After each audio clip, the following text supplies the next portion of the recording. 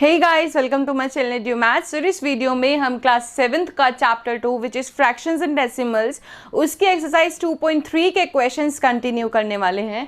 Question number 3 तक हम already previous videos में कंप्लीट कर चुके हैं। अगर आपने नहीं देखी है तो जाके देखिए और इस चैनल को सब्सक्राइब करना ना भूलिए, क्योंकि सब्सक्राइब करेंगे और बेल आइकन को हिट करेंगे तो आपके पास नोटिफिकेशंस आ जाएंगी। So let's get into the video.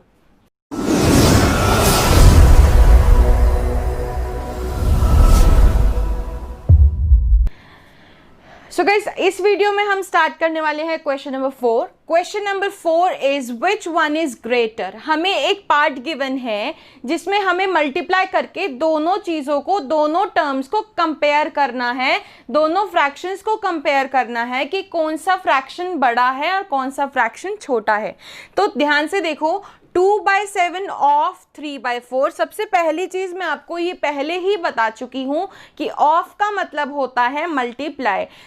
2/7 of 3/4 यानी कि आपको पहले इसको मल्टीप्लाई करना है और 3/5 ऑफ 5/8 हमें फिर इसको मल्टीप्लाई करना है। जो मल्टीप्लाई करने के बाद आंसर आएगा हमें उसको कंपेयर करना है। तो फर्स्ट ऑफ ऑल हम मल्टीप्लाई कर लेते हैं। 2/7 मल्टीप्लाई 3/4।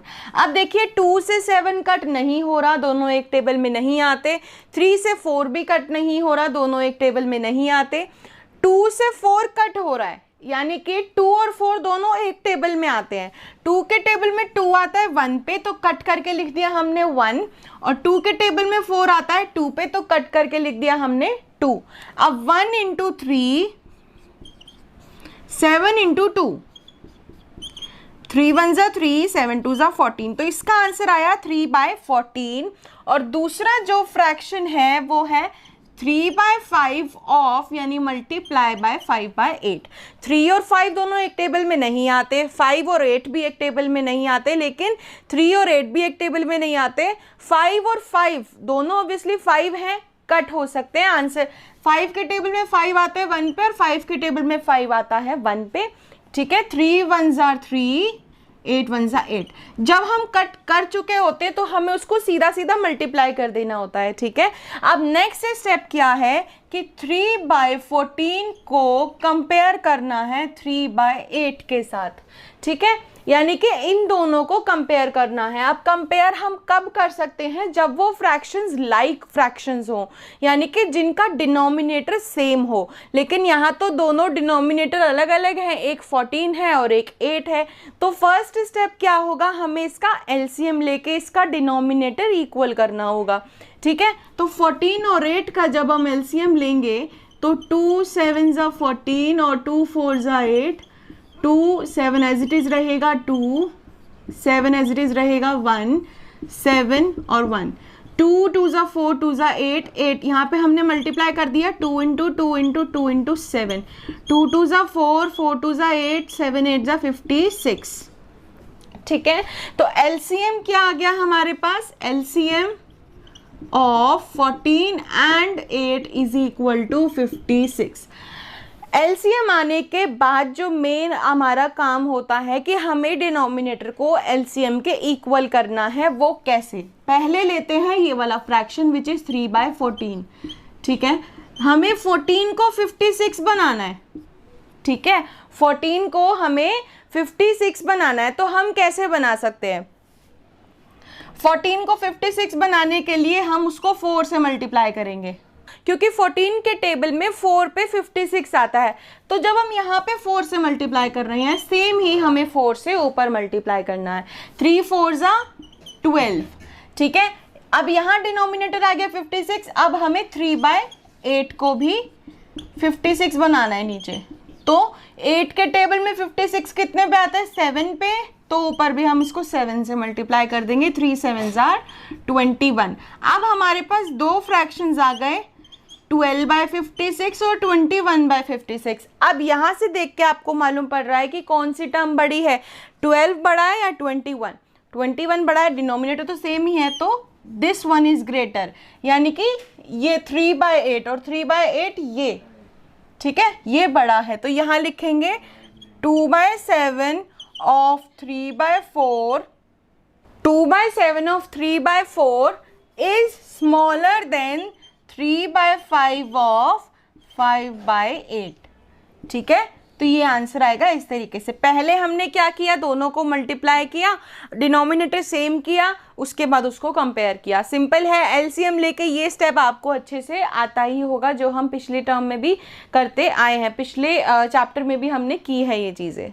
सो इसी क्वेश्चन का सेकंड पार्ट बिल्कुल उसी तरीके से करना है, 1/2 ऑफ 6/7 और 2/3 of 3/7। So first of all हमें मल्टीप्लाई करना है इन दोनों को, फिर इन दोनों को। सो 1/2 ऑफ 6/7 मल्टीप्लाई, ऑफ की जगह मल्टीप्लाई लगाया। अब 2 और 6 को आप देखने में ही मालूम पड़ रहा है दोनों सेम टेबल में आते हैं। 2 के टेबल में 2 आता है 1 पे, 6 आता है 3 पे, कट हो गए। 3 1 जा 3, 7 1 जा 7। ठीक है, दूसरा फ्रैक्शन है 2/3 ऑफ 3/7, 3 से 3 कट हो गया, सिंपल है। 2 1 जा 2, 7 1 जा 7। अब हमारे पास दोनों टर्म्स आ गई हैं, अब हमें उन्हें कंपेयर करना है, 3/7 और 2/7 को। लाइक टर्म्स है, दोनों के डिनोमिनेटर सेम है, तो ऑब्वियसली दिख रहा है कि दिस वन इज ग्रेटर, यानी कि 3/7 वाली टर्म विच इज ये वाली term. 1/2 of 6/7 is greater than 2/3 of 3/7। ठीक है, बहुत सिंपल क्वेश्चंस हैं ये।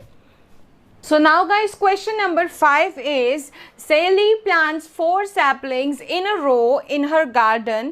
The distance between 2 adjacent saplings is 3/4 meter. Find the distance between the first and the last sapling. ठीक है, काफ़ी सिंपल क्वेश्चन है। क्वेश्चन क्या है, सैली जो है उसने अपने गार्डन में 4 सैपलिंग्स प्लांट की हैं। ठीक है, 1 2 3 4, ये हो गई हमारी फर्स्ट सैपलिंग, ये सेकंड सैपलिंग, ये थर्ड सैपलिंग, ये फोर्थ सैपलिंग। ठीक है, the distance between 2 adjacent saplings, यानी कि 2 साथ साथ वाली सैपलिंग के बीच में जो डिस्टेंस है, यानी कि जो उनके बीच में दूरी है वो कितनी है, यानी कि यहाँ से लेके यहाँ तक की जो दूरी है वो है 3/4 मीटर। क्लियर हुआ? 2 सैपलिंग्स के बीच में कितना डिस्टेंस है, 3/4 मीटर, 3/4 मीटर। हमें निकालना क्या है, find the distance between the first and the last sapling. Clear हुआ? यानी कि हमें क्या करना है, फर्स्ट सैपलिंग और लास्ट सैपलिंग के बीच में, यानी कि we are suppose to find the distance between first and last, यानी कि फोर्थ सैपलिंग। ठीक है, अब देखिए एक चीज ध्यान दीजिए, अगर यहाँ पे 3/4 है तो डेफिनेटली यहाँ पे भी 3/4 मीटर ही है और यहाँ पे भी 3/4 मीटर ही है। तो इसमें 2 चीज़ें हो सकती हैं, या तो हम इन तीनों को प्लस कर दें तो भी आंसर सही आएगा, लेकिन अगर हम यहाँ पे मल्टीप्लाई करते हैं, कैसे, कितना डिस्टेंस है, 1 2 3, अगर एक मतलब कि 2 एडजेसेंट साइड के बीच में, देखिए ध्यान से देखिए, 2 एडजेसेंट सैपलिंग के बीच में जो डिस्टेंस है वो है 3/4 मीटर, 2 के बीच में।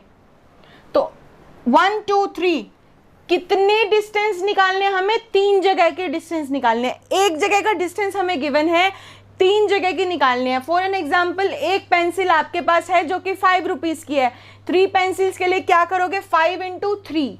ठीक है, तो डिस्टेंस बिटवीन, इसको मैं इरेज कर देती हूँ, distance between first and last sapling क्या होगा, कितनी बार डिस्टेंस देखना है, 3 टाइम्स। और एक जगह का डिस्टेंस कितना है, 3/4 सेंटीमीटर, सॉरी मीटर।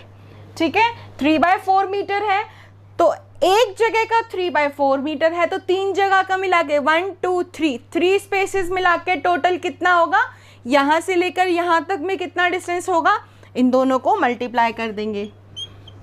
3 × 3, 1 × 4, आप चाहो तो प्लस भी कर सकते हो, तब भी आपका आंसर गलत नहीं आएगा, सेम ही आएगा। लेकिन मल्टीप्लाई आपको सिखाना है, इसलिए मैंने मल्टीप्लाई किया है। आप मल्टीप्लाई करेंगे तो भी कुछ दिक्कत नहीं है, प्लस करेंगे तो भी कुछ दिक्कत नहीं है। So guys, next question number 6 is Lipika reads a book for 1 whole 3 and 4 hours every day. यानी कि लिपिका जो है उसने बुक रीड की एक दिन में, book red in 1 day 1 whole 3 by 4 hours. सबसे पहले इसको क्या करते हैं, मिक्स्ड से इम्प्रॉपर में कर लेते हैं. ठीक है, 4 को 1 से मल्टीप्लाई करेंगे, 4 1 जा 4 और ऊपर जो है +3 उसको ऊपर जो रिमाइंडर होता है उसको हम कर देते हैं प्लस. तो 7 और जो नीचे होता है वो एज इट इज रहता है. 7/4 आवर्स, यानी कि एक दिन में वो 7/4 आवर्स, इतने घंटे, 7/4 घंटे उसने हर रोज वो बुक पढ़ती है. ठीक है, she reads the entire book in 6 days. उसने पूरी बुक 6 दिनों में पढ़ ली. ठीक है, how many hours in all were required by her to read the book. उसको टोटल कितने घंटे की ज़रूरत पड़ी होगी पूरी बुक को पढ़ने के लिए. अब एक एग्जाम्पल के तौर पे मान लीजिए कि आप रोज़ाना 1 घंटा पढ़ाई करते हैं. ठीक है, 1 घंटा पढ़ाई करते हैं तो आप 6 दिन में कितने घंटे पढ़े होंगे. ठीक है, एक दिन में आप 1 घंटा पढ़ रहे हैं तो 6 दिन में कितने घंटे पढ़े, 6 घंटे. तो यदि वो एक दिन में इतने घंटे बुक पढ़ती है तो 6 days में उसने टोटल कितने घंटे पढ़ी होगी. क्या करा जाएगा यहाँ पे, मल्टीप्लाई. समझ आया. टोटल 6 days में उसने, एक दिन में वो 7/4 आवर्स अगर बुक पढ़ रही है तो 6 days में कितने पढ़ेगी, वो मल्टीप्लाई करा जाएगा. ठीक है, यहाँ पे लगा देते हैं 1. जब भी कोई होल नंबर होता है, कुछ नीचे नहीं होता, हम 1 लगा देते हैं. आप देखते हैं 7 से 1 कट नहीं हो रहा, 7 से 4 कट नहीं हो रहा, 4 से 6 कट हो रहा है. 4 और 6 दोनों ही एक टेबल में आते हैं. किस टेबल में, 2 के टेबल में. 2 के टेबल में 6 आता है 3 पे, 2 के टेबल में 4 आता है 2 पे. अब 7 × 3 जब हमारा कटिंग हो जाती है तो हम उसको सीधा सीधा मल्टीप्लाई कर देते हैं. 2 × 1, 7 3s are 21/2. ठीक है, इतने आवर्स आंसर आ गया. लेकिन हमारे आंसर में है, जो आंसर गिवन था, हमें क्वेश्चन गिवन था, क्वेश्चन में मिक्स्ड फ्रैक्शन में गिवन था, तो हमें इसे भी मिक्स्ड में कन्वर्ट करना होगा. और मिक्स्ड के लिए हम क्या करते हैं, डिवाइड. तो हम 2 से 21 को डिवाइड करेंगे, करते हैं 2 10s are 20 माइनस रिमाइंडर आ गया 1.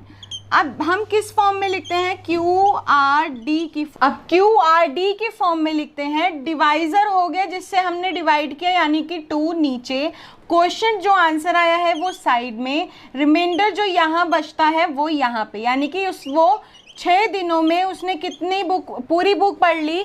लेकिन पूरे कितना टाइम लगा उसको, कितने घंटे लगे पूरी बुक पढ़ने में, 10 whole 1/2 आवर्स. ठीक है, तो ये क्वेश्चन काफ़ी सिंपल था. एक दिन में उसने इतने घंटे अगर बुक पढ़ी तो पूरी बुक 6 दिनों में पढ़ी है, तो 6 दिनों में उसको कितने घंटे लगे होंगे. एक दिन में इतने घंटे, तो 6 दिन में ऑब्वियसली हम उसको मल्टीप्लाई कर देंगे. So guys, next question number 7 काफ़ी ईजी क्वेश्चन है. A car runs 16 kilometre using 1 litre of petrol.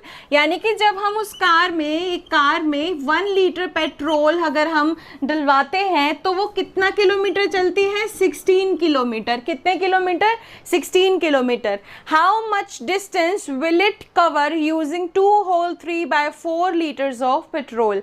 यानी कि एक लीटर पेट्रोल में अगर वो 16 किलोमीटर चल रही है तो पूछा गया है 2 whole 3/4 लीटर्स पेट्रोल में वो कितने किलोमीटर चलेगी. ठीक है, फर्स्ट ऑफ ऑल हमें इस मिक्स्ड फ्रैक्शन को इम्प्रॉपर में करना है. 4 को 2 से पहले मल्टीप्लाई करेंगे, फिर प्लस कर देंगे 3, और नीचे डिनोमिनेटर में वही आता है. 4 2s 8 प्लस 3/4, 8 9 10 11/4. 11/4 लीटर पेट्रोल की बात की गई है. ठीक है, तो अगर 1 लीटर पेट्रोल में वो 16 किलोमीटर चल रही है तो 11/4 लीटर पेट्रोल में कितने किलोमीटर चलेगी. उसके लिए आपको क्या करना पड़ेगा, इसको 16 से मल्टीप्लाई. क्या करना होगा, 16 से मल्टीप्लाई. अब यहाँ पे नीचे 1 लगा देते हैं, बिकॉज एक फ्रैक्शन को होल नंबर से मल्टीप्लाई करना होता है, तो नीचे हम डिनोमिनेटर में 1 लगा देते हैं. 11 और 4 एक टेबल में नहीं आते, 16 और 1 ऑब्वियसली कट नहीं हो सकते. 4 और 16 हमें ऐसे नज़र आ रहे हैं जो एक टेबल में आते हैं, जो कि 4 के टेबल में आते हैं. 4 के टेबल में 16 आता है 4 पे और 4 के टेबल में 4 आता है 1 पे। अब और कुछ कट नहीं हो रहा, सिंपल सीधा सीधा मल्टीप्लाई कर देंगे। 11 इंटू 4 1 इंटू 1, 11 इंटू 4 इज़ 44/1। नीचे डिनोमिनेटर में हम 1 नहीं लिखते, या लिख भी सकते हैं लेकिन नहीं लिखेंगे तो भी आंसर गलत नहीं है। आंसर आ गया 44 किलोमीटर्स। यानी कि अगर 1 लीटर पेट्रोल में वो 16 किलोमीटर चलती है कार, तो 2 होल 3/4 लीटर पेट्रोल में वो 44 किलोमीटर चलेगी। So now guys, question number 8 के ए पार्ट का फर्स्ट पार्ट है provide the number in the box. हमें एक बॉक्स गिवन है, यहाँ पे हमें वो नंबर बताना है कि वहाँ मिसिंग प्लेस पे कौन सा नंबर आएगा या कौन सा फ्रैक्शन आएगा, सच दैट 2/3 मल्टीप्लाइड बाय किस नंबर से मल्टीप्लाई करेंगे 2/3 को कि आंसर आ जाए 10। First of all obviously fraction की बात हो रही है तो हम एक फ्रैक्शन बना लेते हैं। अब बहुत सिंपल है, देखो 2 को किससे मल्टीप्लाई किया जाए कि 10 आ जाए। 2 के टेबल में 10 कितने पे आता है 5 पे, तो यहाँ पे लिखना होगा 5, ठीक है। 3 को किससे मल्टीप्लाई किया जाए कि 30 आ जाए। ऑब्वियसली 3 के टेबल में 10 पे आता है 30, तो आ गया 30। तो ये क्वेश्चन होगा इस तरीके से सॉल्व, काफ़ी सिंपल है। हमें यहाँ बॉक्स में फिल करना है कि कौन सा नंबर यहाँ पे आएगा। क्वेश्चन था provide the number in the box, इस बॉक्स में जो नंबर आएगा वो हमें प्रोवाइड करना था और हमें सिचुएशन दी हुई थी। नेक्स्ट पार्ट है फर्स्ट पार्ट और सेकंड पार्ट। सेकंड पार्ट है the simplest form of the number obtained इस बॉक्स। अब इस बॉक्स में जो नंबर आया था वो पहले यहाँ लिख लेते हैं। क्वेश्चन बोला गया है हमें कि इन जो आंसर हमारा इस पार्ट का आया है उसकी सिंपलेस्ट फॉर्म क्या होगी, तो 5/10 की सिंपलेस्ट फॉर्म। 5 और 10 दोनों एक टेबल में आते हैं, 5 के टेबल में 5 आता है 1 पे और 10 आता है 2 पे, ये आगे कट नहीं होंगे, तो सिंपलेस्ट फॉर्म होगी 1/2, ठीक है। यानी कि simplest form in the number obtained in box, जो ऊपर बॉक्स में नंबर हमारा आया था उसका सिंपलेस्ट फॉर्म क्या होगा, which is 1/2। So now guys, इसी क्वेश्चन का बी पार्ट वो भी बिल्कुल सेम ही है, दोनों पोर्शन उसी तरीके से सॉल्व होंगे। Provide the number in the box. Again हमें बॉक्स गिवन है इस सिचुएशन में, such that 3/5 multiplied by what number, किस नंबर से हम इसको मल्टीप्लाई करेंगे कि हमारा आंसर 24/75 आ जाए। तो सबसे पहले फ्रैक्शन बना लेते हैं। 3 के टेबल में 24 कितने पे आता है, 8 पे। 3 के टेबल में 24 8 पे आता है, तो 3 को 8 से मल्टीप्लाई करेंगे कि हमारा आंसर 24 आ जाए। डन। नीचे है 5 को किससे मल्टीप्लाई किया जाए कि 75 आ जाए। अब छोटी टर्म होती तो हम टेबल काउंट करके अंदाज़ा लगा लेते हैं, लेकिन यहाँ 75 है, तो 75 को अगर आपको माइंड में ना आए तो आप इसको डिवाइड करके देख लीजिए इस 5 से, ठीक है। आपका आंसर आ जाएगा 15। तो 5 के टेबल में 75 कितने पे आता है, 15 पे, तो आपका आंसर क्या आ गया 15। यानी कि ये बॉक्स में जो ऊपर बॉक्स गिवन है यहाँ पे क्या आएगा 8/15। क्लियर हुआ। यानी कि हम इसमें से इसको डिवाइड कर देंगे, यानी कि इससे इसको डिवाइड कर देंगे तो ये आंसर हमारा आ जाएगा। नेक्स्ट है simplest form of the number obtained is, यानी कि इसमें इस जो बॉक्स में जो ऊपर अब हमारा आंसर आया है 8/15, इसकी सिंपलेस्ट फॉर्म क्या होगी। क्या ये दोनों किसी एक टेबल में आ रहे हैं, नहीं, दोनों ही अलग अलग टेबल में आते हैं। 2 के टेबल में 8 आता है लेकिन 15 नहीं आता, 3 के टेबल में 15 आता है लेकिन 8 नहीं आता, तो इनकी सिंपलेस्ट फॉर्म भी सेम ही रहेगी, इसमें कुछ चेंज नहीं आएगा क्योंकि ये ऑलरेडी सिंपलेस्ट फॉर्म में ही हैं, ठीक है। तो क्वेश्चन काफ़ी सिंपल है। So that's it for today's video guys, and 2.3 exercise हमारी यहीं कंप्लीट होती है, और नेक्स्ट वीडियो में हम इसके जो ट्राई दीज और एक्स्ट्रा जो अभी एक्सरसाइजेज आने वाली हैं आगे वो स्टार्ट करने वाले हैं। So stay tune to my channel and do like, subscribe and share my channel. Thank you.